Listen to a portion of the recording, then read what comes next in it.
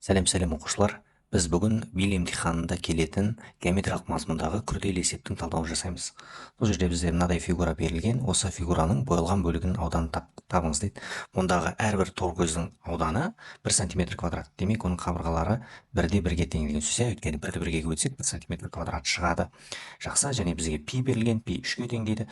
Мұнда енді пиді жайдан жай беріліп тұрған жоқ, яғни дөңгелектің ауданын пайдаланамыз деген сөз. Дөңгелектің ауданының формуласын бірден жазып қояйық. S тең пи r квадрат. Бізге қажет болады қазір.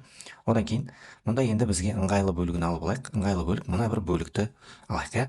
Оның ауданын табу қиын емес бізге. Қабырғалары 3/3 болып беріліп тұр. 3/3-ге көбейтсек, яғни квадрат қой, 29 см квадрат. Жақсы, 9 см квадрат. Ол бізге мына бір бөліктің ауданы.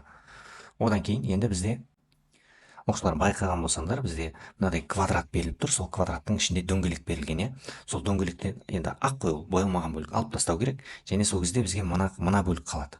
4 бөлік қалып қояды. 1, 2, 3, және 4-ші бөлік. Еще оның бір бөлігі боялмаған, яғни 3-еуі ғана боялғанда, 1-еуі боялмаған. Соны да ескеруіміз керек. Қазір не істейміз біз?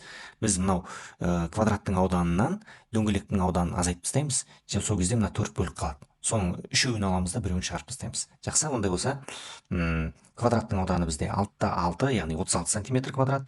Одан азайтамыз. Нені азайтып тастаймыз? Дөңгелектің ауданы. Дөңгелектің ауданы бізде S тең пи, бізге 3-ге тең, көбейтілген радиусы байқасаңдар мына жерде 3 клеткаға тең болып тұр. Демек, радиусы 3-ге тең деген сөз. 3-нің квадраты 9, 9 3-ге көбейтсек 26, 36-тан 27 азайтатын болсақ 9 см квадрат болады.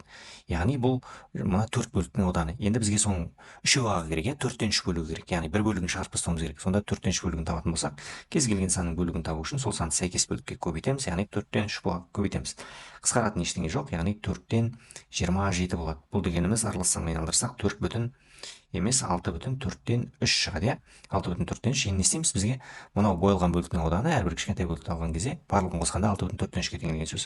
Бастапқыдағы 9 см квадратымыз бар. Екеуін қоссақ, яғни 9 қосылған 6,4-тен 3, ол бізде 15,4-тен 3 см квадрат болады екен, оқушылар.